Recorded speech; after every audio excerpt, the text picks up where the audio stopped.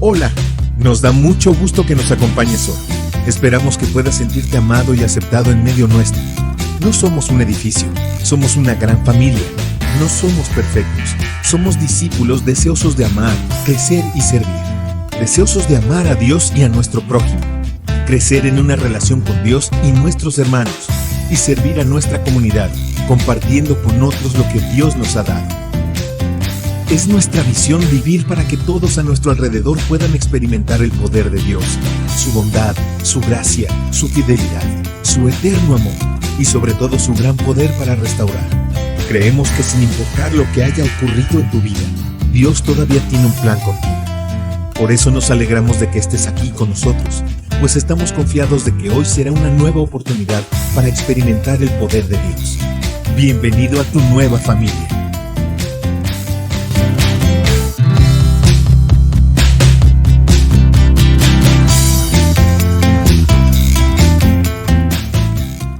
Hermanos, muy buenos días, que el Señor les bendiga.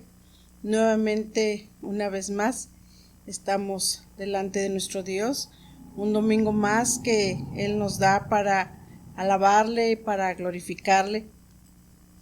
Le damos gracias a Dios porque Él ha cuidado de nosotros. Gracias a Dios porque podemos decir, hasta aquí nos ayudó Jehová. Y seguiremos diciendo porque Él es fiel, porque Él es bueno con nosotros, porque su amor y su misericordia Él nos lo demuestra día a día, dándonos vida, salud, fuerza, y gracias a Él estamos de pie.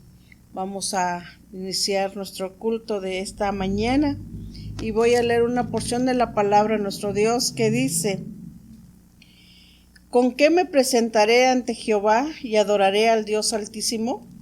¿Me presentaré ante Él con holocaustos, con becerros de un año? ¿Se agradará Jehová de millares de carneros o de 10,000 arroyos de aceite? ¿Daré mi primogénito por mi rebelión, el fruto de mis entrañas por el pecado de mi alma? Oh hombre, Él te ha declarado lo que es bueno, ¿y qué pide Jehová de ti? Solamente hacer justicia y amar misericordia y humillarte ante tu Dios. Si nos damos cuenta, Dios no quiere sacrificio, Dios no quiere que nosotros hagamos obras, sino solamente dice que hagamos, que seamos justos, que amemos, que seamos misericordiosos y que nos humillemos ante nuestro Dios. Eso es lo que Él pide de nosotros, porque muchas veces hacemos cosas para Dios, porque queremos a lo mejor de esa manera ganarnos el cielo.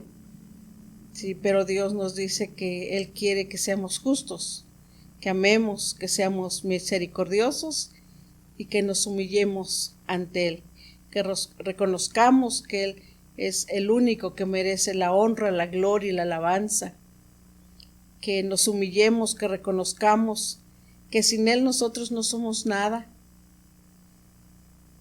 que gracias a Él nosotros estamos vivos, porque si Él quisiera en este momento, Él nos quitaría la vida. Pero ¿cómo estamos delante de nuestro Dios? ¿Realmente vivimos humillados bajo la poderosa mano o presencia de Él?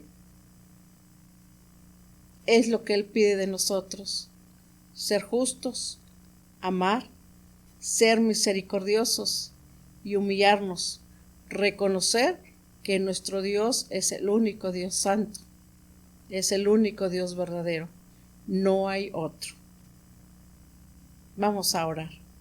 Padre Santo, gracias Señor por este tiempo que tú nos das para alabarte. Gracias Señor por este tiempo que tú nos das, Señor, para recordar que tú eres nuestro Dios, que eres nuestro Dios soberano, que eres el único Dios perfecto, que eres el único Dios de amor,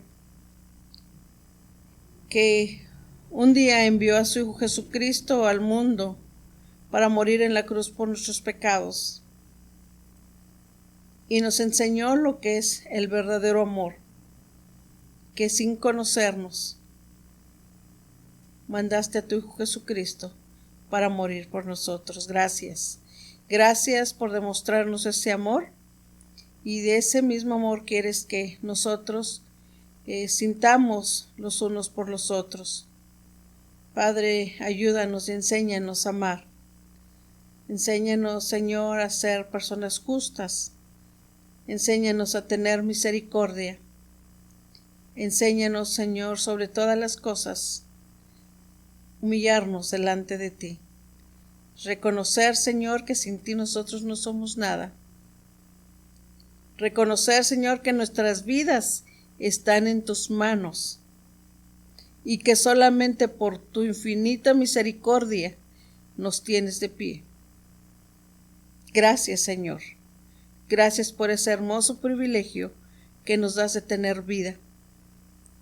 Y mientras tengamos vida, Señor, ayúdanos y enséñanos a reconocerte como el único Dios verdadero que merece la honra, la gloria y la adoración.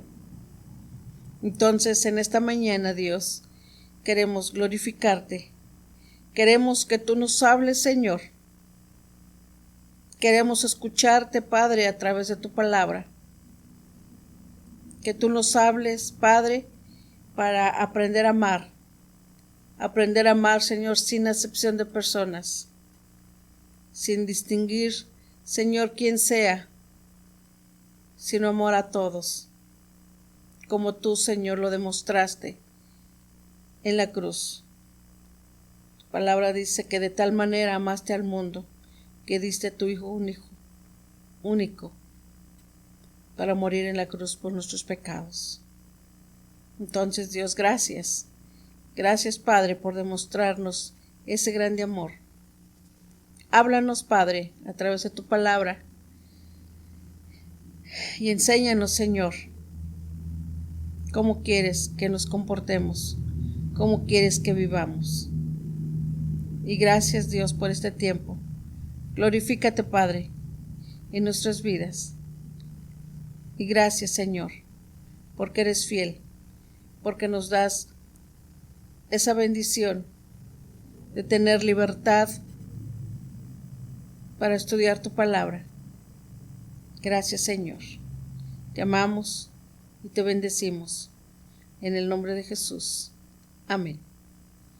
Vamos a cantar a nuestro Dios. Les invito a que juntos le cantemos a nuestro Dios.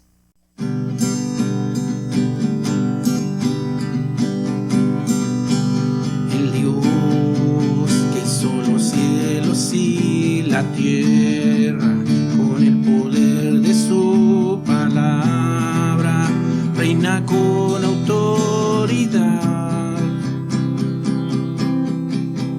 El Dios que aún los vientos le obedece, una palabra es suficiente para los muertos levantar. Nadie es como Él, oh gran yo soy. Tú eres el Dios que adoramos, todopoderoso y soberano, grande en misericordia y poder para salvar. Tú eres el Dios que adoramos, quien derrotó la muerte y el pecado, glorioso Redentor y Rey, te adoramos.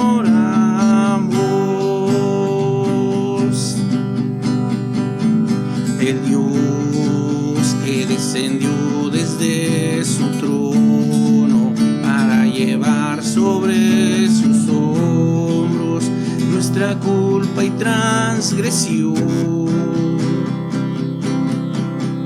Jesús, exaltado sobre todo, nombre sobre todo nombre, solo en Él hay salvación.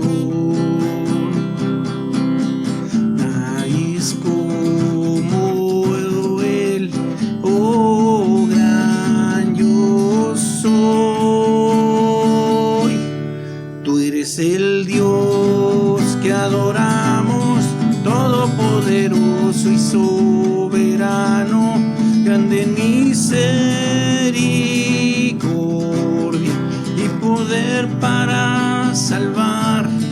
Tú eres el Dios que adoramos, quien derrotó la muerte y el pecado, glorioso Redentor y Rey, te adoramos.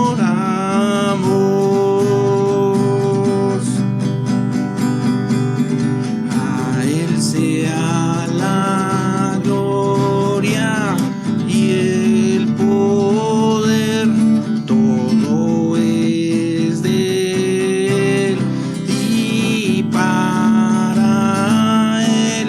A Él sea la gloria y el poder, todo es de Él y para Él.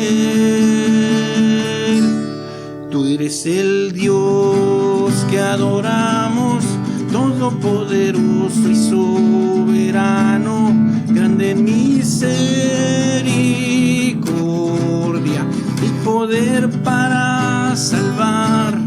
Tú eres el Dios que adoramos, quien derrotó la muerte y el pecado, glorioso Redentor y Rey, te adoramos.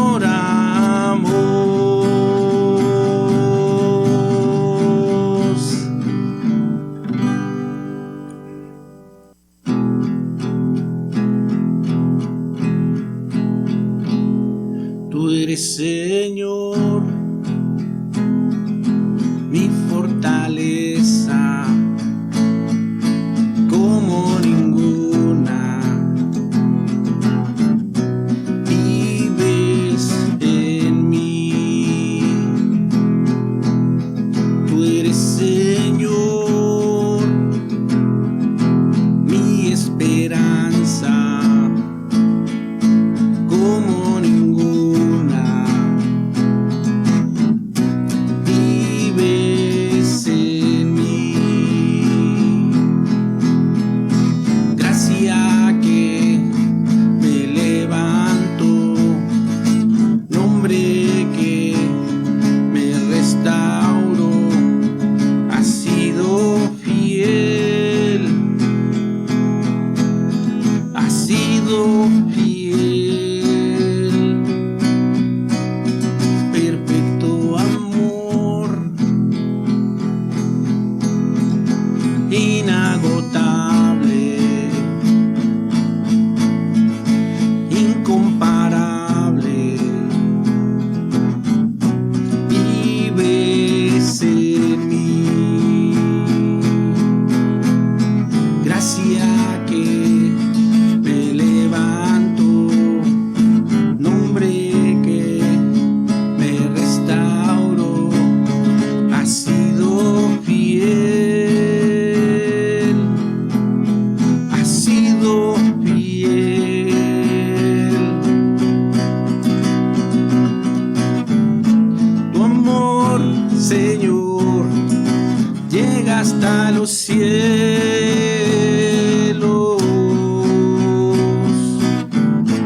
Tu fidelidad nunca fallará.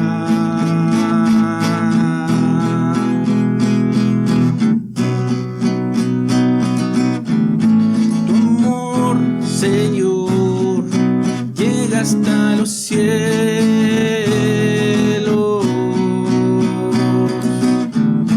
Tu fidelidad nunca fallará.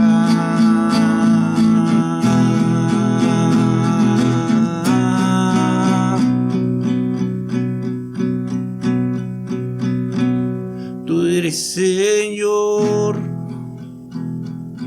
mi fortaleza, como ninguna. Vives en mí.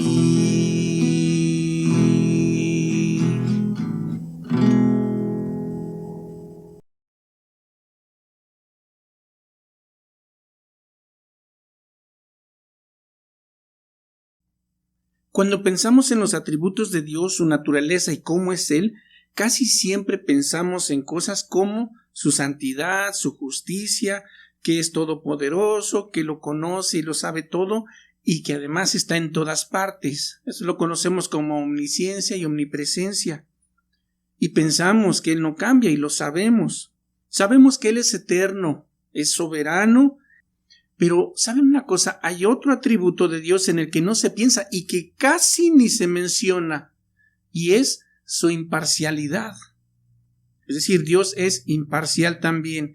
Ahora, aunque es de mucha importancia y en la Biblia aparece una y otra vez, no se toma mucho en cuenta. Dios es absolutamente imparcial al tratar con las personas. Así como todos los demás atributos, podemos entender lo siguiente: Él es distinto de nosotros, no es igual. Ahora, los seres humanos, nosotros, incluso los cristianos, por causa de nuestra naturaleza caída, nuestra naturaleza pecaminosa, casi no somos imparciales. Siempre tenemos esa tendencia a preferir o a tener favoritismos con algunas personas. Tendemos a encasillar a las personas en categorías. Y eso, eres rico, eres pobre, tienes poco, tienes mucho, no sé, tantas cosas. Y todas esas son predeterminadas. Miren, ¿cómo es esto? Las clasificamos por lo que parecen, por su ropa, por su raza o por su etnia, incluso su condición social, su personalidad, su inteligencia, su riqueza, incluso su poder. Todo esto lo encasillamos ahí, encasillamos a las personas allí. Hay quienes llegan incluso al punto de encasillarlos por el carro que manejan y por el tipo de casa que tienen, y un poco más allá, por el barrio donde viven. ¿De qué barrio eres?, les preguntan. Normalmente así como que los van encasillando o los vamos encasillando. Pero todas estas cosas no tienen ningún significado con Dios, para nada tienen significado con Él. Y en este pasaje que vamos a ver el día de hoy, se nos presentan las características de esa imparcialidad genuina como la de Dios. Imparcialidad genuina como la de Dios. Y eso se nota por nuestra fe. ¿Qué fe profesas? ¿Te puedo decir eres cristiano o dices que eres cristiano?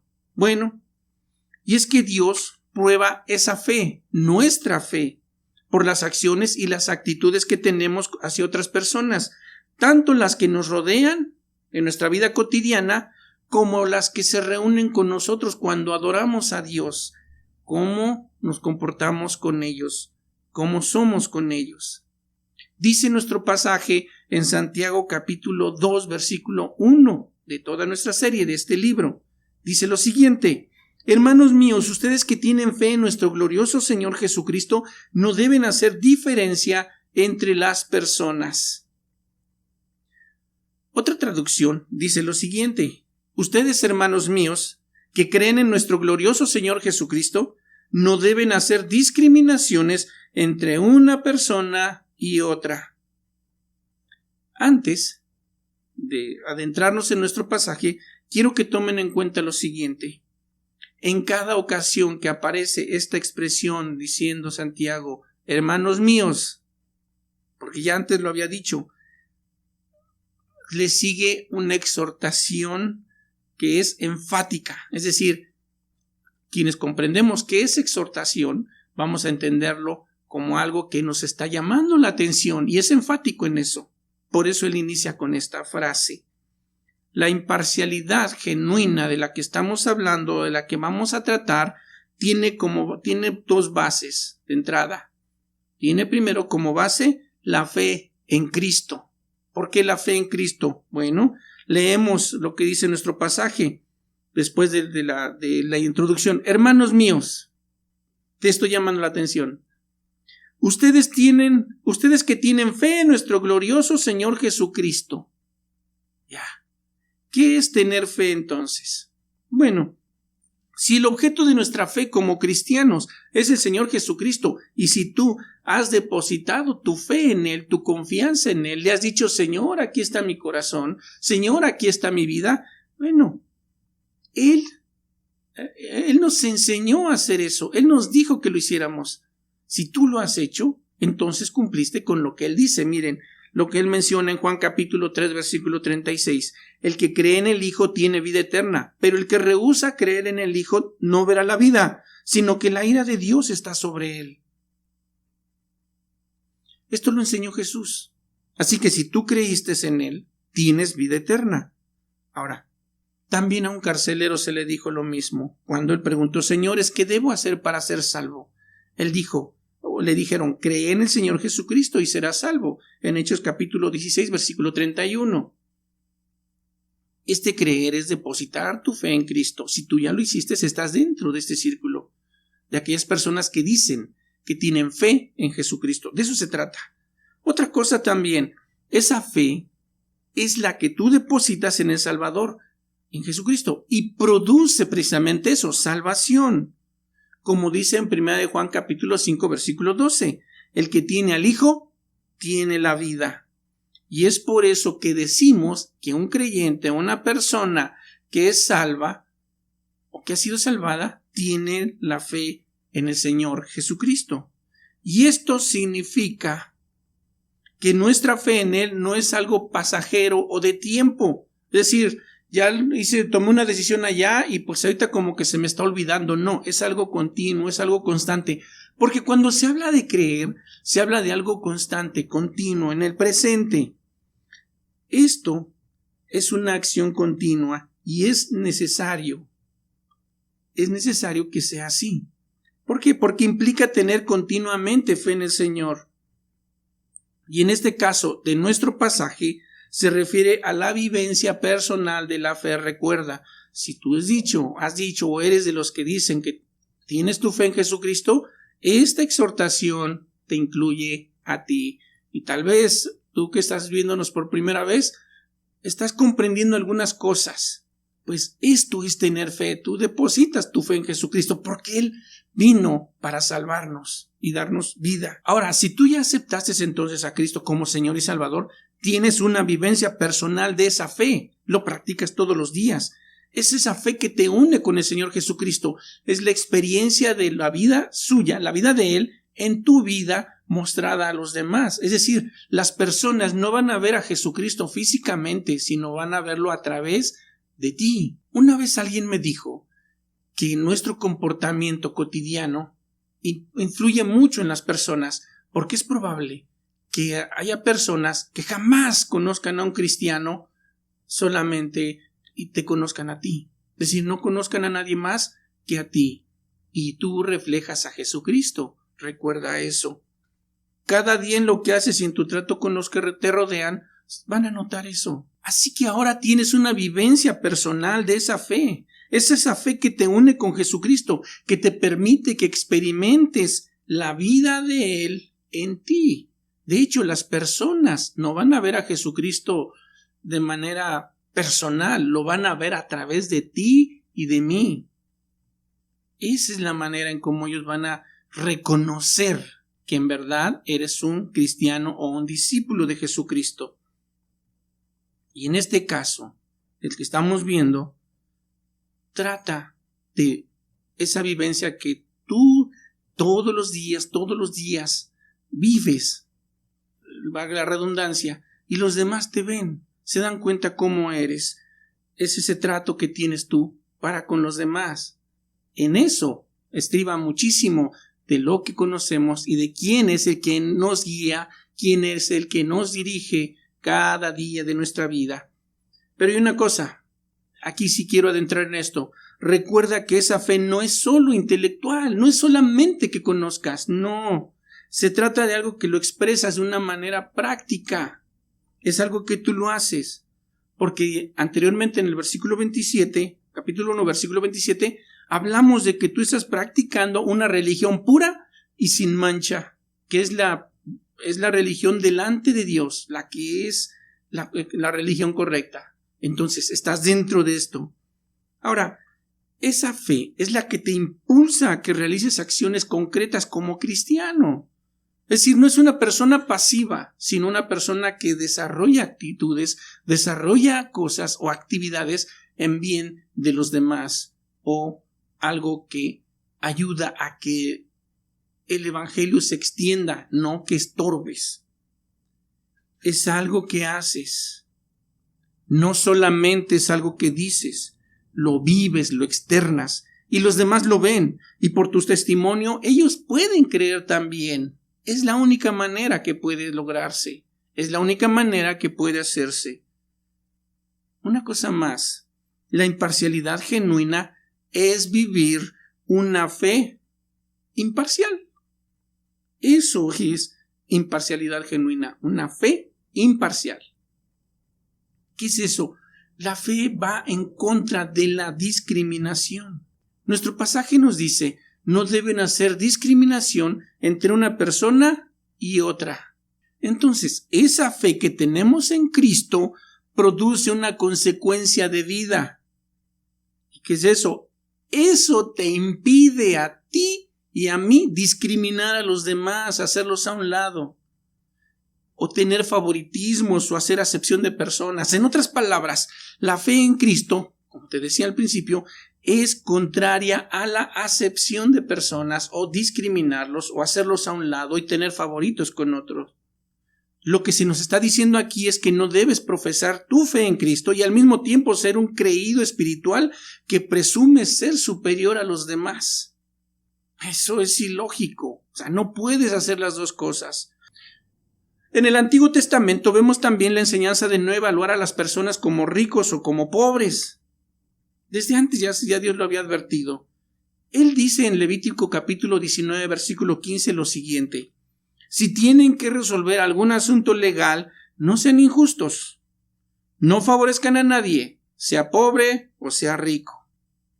Simple. Esa es la enseñanza que Dios les dijo desde antes. Ahora, esta frase de hacer acepción de personas lo vamos a encontrar muy frecuentemente en muchas traducciones de la Biblia.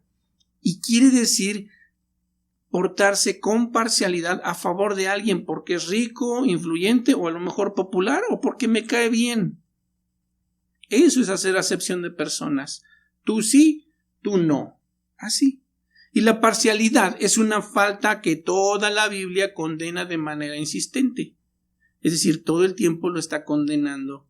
¿Y sabes algo? Los líderes judíos del tiempo de Jesús no tuvieron más remedio que reconocer que Jesucristo no discriminaba a nadie. No hizo acepción de personas. Él los aceptaba, él los recibía. De hecho, él dice, el que viene a mí yo no le echo fuera. Vengan a mí todos los que estén trabajados y cargados, que yo los haré descansar. No hacía acepción de personas y podemos ver muchos ejemplos de esto. Luego tenemos más adelante al apóstol Pedro, que después de tener una visión de un manto o un lienzo con animales limpios e inmundos, él aprendió eso. Miren lo que dijo ahí en Hechos capítulo 10, versículo 34. Él dice, o reacciona y dice, ahora entiendo que de veras Dios no hace diferencia entre una persona y otra.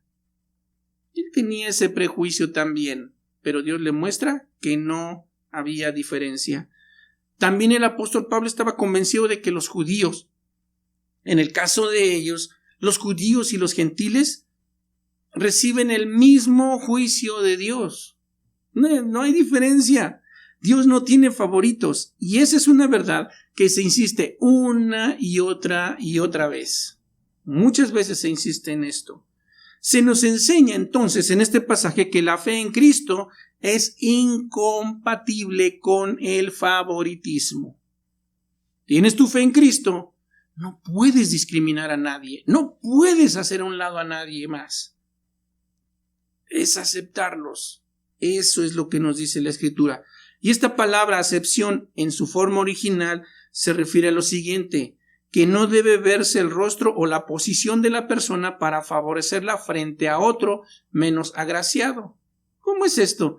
Prefiero porque se ve mejor que que de plano no le ayudó en nada. Y ven, tenemos esa diferencia, como que decimos, sí porque es más, más atractivo, más agradable, qué sé yo, pero no. Así, de eso se trata. Así que si tu fe es auténtica en el Señor Jesús, no debes ser parcial en enjuiciar a los demás. Ten mucho cuidado, y especialmente en personas que son hasta cierto punto pobres. Digo en la pobreza extrema, porque sabes, tienes que recordar que Cristo se hizo pobre por amor de nosotros. ¿Dónde nació? ¿Cómo creció? De hecho, nació en un pesebre, lugar donde dormían los animales. Creció en un lugar que los mismos religiosos detestaban. Era el barrio más olvidado, el barrio más abandonado, donde salía puro maleante. Por eso cuando él crece y más adelante le dice, no, pues viene de Galilea. ¿De Galilea ha de salir algo bueno? Así de simple. ¿Cómo es posible? Ese barrio es un barrio bajo. No puede ser. Entonces Cristo se hizo pobre por amor de nosotros. En 2 de Corintios 8:9 nos dice esto. Jesucristo no rechazó a nadie. Él dijo, como antes lo mencioné, todo lo que el Padre me da vendrá a mí, y al que a mí viene, de ningún modo lo echaré fuera. Así que si tú crees en Él y tu vida está en sintonía con Él, no puedes discriminar a las personas o tener favoritismos basándote en la apariencia externa de la persona. No. Ten mucho cuidado cuando tengas que tomar una decisión muy importante sobre una persona o quieras emitir algún tipo de juicio en cuanto a lo que la persona vale. Ten cuidado y no lo vayas a hacer favoreciendo a la persona que tiene una mejor posición o tiene un mejor rango o incluso es alguien que tiene mejor circunstancia.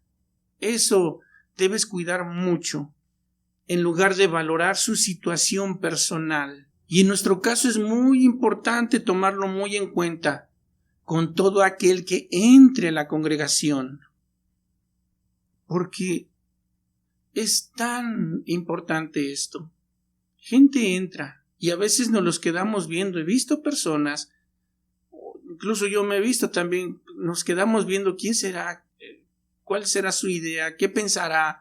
Y todas estas cosas las traemos ahí en nuestra mente y de repente son como una barrera. Y la persona que va entrando se siente hasta incómodo por cómo viene vestido o cómo viene, no sé, si trae problemas, todo eso. De repente nosotros nos quedamos viendo como queriendo juzgar o criticar o no recibirlos o no dejarlos entrar. Tengamos mucho cuidado con eso. Miren lo que Jesús hizo o lo que Jesús le dijo a una multitud de personas que eran incrédulas ahí en el templo. Él les dijo lo siguiente: no juzguen según las apariencias, sino juzguen con justo juicio. Eso está en Juan capítulo 7, versículo 24, y va dirigido también a nosotros, ¿por qué no? No juzgues según las apariencias, juzga con justo juicio. Quiero concluir con lo siguiente, y esta vez lo quiero hacer con las bases bíblicas que creo son pertinentes respecto a este asunto de la discriminación y lo que estamos viendo alrededor de nuestro mundo, el odio racial, el favoritismo, el por qué a él sí, por qué a mí no, por qué a ellos sí, por qué a estos no.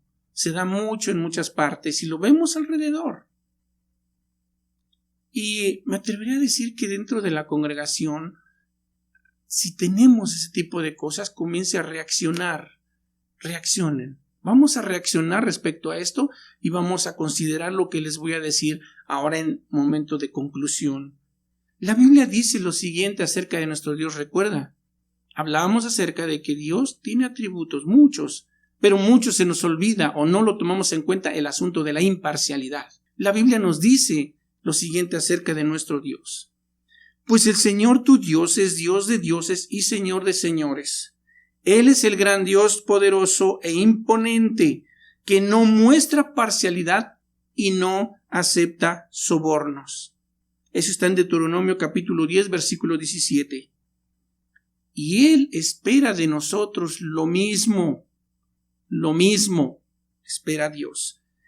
Dice lo siguiente: al dictar sentencia no hagan distinción de personas, sino que deben atender lo mismo al débil que al poderoso. No tengan miedo de nadie, porque el juicio es de Dios. Eso está en Deuteronomio capítulo 1, versículo 17. Noten la característica de Dios, imparcial. Y nos dice que también nosotros procedamos de la misma manera. ¿Por qué? ¿Por qué? Porque es Dios, es soberano. Y si le entregamos nuestra vida, entonces estamos conscientes de lo que hicimos. Más adelante, el apóstol Pedro confirma esa imparcialidad de Dios y nos recuerda lo siguiente. Escrito está: sean santos porque yo soy santo. Si ustedes llaman Padre al que al juzgar se fija en lo que se ha hecho y no en quién lo hizo, vivan el resto de sus vidas en el temor de Dios. ¿Qué es lo que ha hecho? No quién lo hizo, sino qué es lo que hizo. ¿Cómo juzga a Dios? De esa manera. Por eso se nos dice, vivan el resto de sus vidas en el temor de Dios. Primera de Pedro capítulo 1, versículos 16 y 17. En otras palabras, si tú quieres que Dios sea justo e imparcial contigo, y hablo de contigo y conmigo, con todos nosotros, pero hablo de manera más personal. Si Dios quiere que sea imparcial contigo, que sea justo, debes también ser justo e imparcial con los demás. Y al igual que debemos de perdonar a los demás, si queremos que Dios nos perdone, según Mateo capítulo 6, versículo 14, cuando decimos, perdónanos nuestras deudas como nosotros también perdonamos a los que nos ofenden. Si te sientes discriminada, hermano, hermana, joven, adolescente, si se sienten discriminados dentro de la iglesia, tienes opciones para hacer, tienes decisiones que tomar, que sean las correctas. Pero eso sí, también atrévete a cambiar tu perspectiva y comienza a ser una persona que tenga una imparcialidad genuina. Vamos a orar. Señor, muchas gracias. Gracias porque sabemos que tú eres un Dios imparcial y de esa manera tratas con nosotros. Danos fuerza, ese valor suficiente para tomar decisiones correctas respecto a situaciones que vivimos y respecto a personas. Si dentro de nuestra congregación hay una especie de discriminación o favoritismo, ayúdanos a recapacitar y redireccionar. Pero antes que todo, seamos dirigidos por ti y perdónanos por las veces que te hemos fallado. Dios, ayuda y dirige a aquellos que deban tomar una decisión respecto a este asunto si sienten que están hechos a un lado. Ayúdeles a decidir bien, porque tú deseas que nosotros como tus hijos procedamos de la misma manera que tú y anhelamos eso. Gracias, Señor, en Cristo Jesús. Amén. Me dirijo a ti que probablemente te has sentido discriminado, discriminada, hecho a un lado, te han ignorado. De parte nuestra, si eso ha ocurrido, de verdad te pido perdón, te pedimos perdón. Yo hablo por mí, como cristiano, como hijo de Dios. Porque probablemente algún otro cristiano, algún otro pastor, alguna otra iglesia pasó, te hicieron lo mismo. Pero sabes, ahora que te has dado cuenta de esto, déjame decirte que Dios te acepta, como te lo había mencionado antes. El que a Él viene no le echa fuera. Te atreves a decirle, a reconciliarte con Él y decirle, Señor, aquí estoy de nuevo. Tú no me echas fuera. Ayúdame a no tener ese mismo comportamiento que los demás. ¿Te atreves? Y si aún no has aceptado a Cristo como Señor y Salvador, a pesar de lo que seas, como decíamos, no es quién lo haga, sino qué hiciste. Decirle, Señor, te pido me perdones. Vivo en lo que sea y hago lo que sea, pero yo quiero que me perdones. ¿Te atreves? La Biblia dice que si confiesas con tu boca que Jesucristo es el Señor y crees en tu corazón que Dios le levantó de los muertos, serás salvo. Así que, ¿te atreves? Haz esta oración conmigo. Señor, muchas gracias por tu palabra. Gracias porque enviaste a Jesucristo a morir por mí. Y Él no me discrimina, Él no me hace a un lado. Así que vengo ante ti y te entrego mi corazón, mi vida y todo lo que soy. Te pido que me perdones por las cosas malas que he hecho y te suplico que me dirijas a partir de hoy. Te acepto como mi Señor y mi Salvador. y me reconcilio contigo una vez más. Gracias, Dios, porque yo sé que tú eres Dios que me acepta, tal como soy. Gracias por eso, Señor. Bendito seas. Y mi Dios, oro por mis hermanos, mis hermanas, los niños, los adolescentes y los jóvenes. Guárdalos, cuídalos, bendícelos con bendición en sabiduría, entendimiento, conocimiento, cuidado y protección en sus vidas. Mi Dios, gracias por cada uno de ellos. Dirígeles, bendice a los que han graduado y esa bendición sobre sus vidas respecto a la nueva etapa en la que van a entrar. Permíteles estar seguros y conscientes de que tú, mi Dios, les vas a guiar. En Cristo Jesús. Amén. Amén. Dios les bendiga, Dios les guarde y nos vemos en la siguiente ocasión. Me perdonó mi Salvador, me rescató. Hoy puedo ver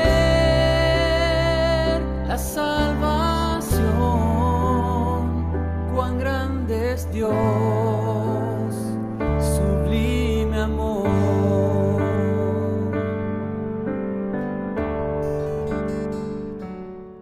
Gracias a Dios por su palabra. Gracias a Dios porque sé que Él ha hablado a nuestro corazón.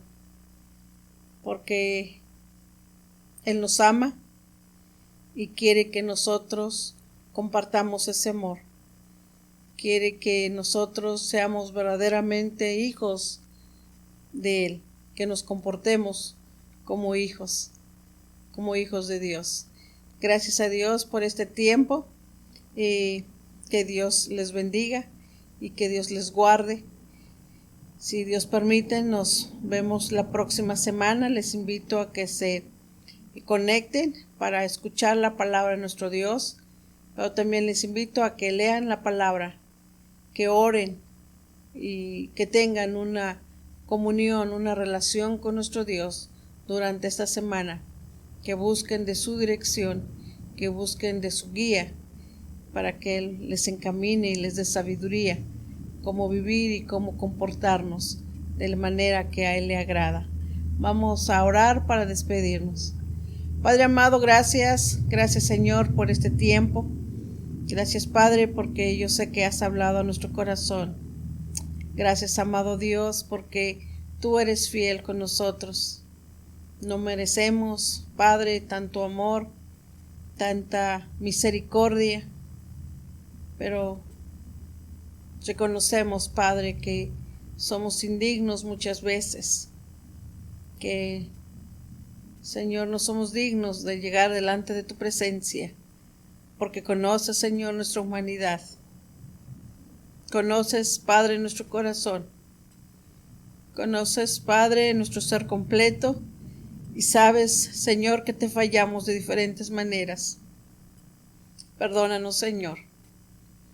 Perdónanos, Padre, y ayúdanos y enséñanos a vivir de tal manera que no te avergüences de nosotros, Señor. Ayúdanos a vivir de tal manera, Padre, que podamos transmitirle a otros tu grande amor. Y gracias, Señor, por este tiempo. Guarda, Señor, de cada uno de mis hermanos. Protéjales, Padre, de cualquier peligro, de cualquier situación difícil que ellos puedan llegarse a encontrar. Señor, y que ellos nunca olviden que son hijos de un Dios santo. Guárdales en el hueco de tu mano, Señor. Y gracias, Padre. Gracias, Señor, porque hasta en este momento ellos están de pie, porque les has protegido, les has dado, Señor, lo que ellos necesitan. Gracias, Padre. Rogamos, Señor, para que sigas siendo con ellos en sus problemas, en sus necesidades, en sus enfermedades, en todas aquellas cosas como humanos que tenemos, Señor, que seas tú en nuestras vidas. Y Padre Santo, que podamos glorificarte a través, Señor, de nuestro vivir diario. Gracias, pues, Señor, por este tiempo, y te dejamos a nuestros hermanos, Señor, en tus manos, a los jóvenes, a los niños y a cada uno de mis hermanos y a este pueblo también, para que ellos también un día te conozcan como el único Dios verdadero. Gracias, Señor. Gracias por tu palabra. Te bendecimos y te amamos y te damos gracias en el nombre de Jesús. Amén. Cuídense, hermanos, que el Señor les bendiga, que el Señor les guarde. Y les mandamos un fuerte abrazo y si Dios permite, nos podemos ver la próxima semana. Cuídense mucho, por favor, no salgan y tomen las precauciones necesarias.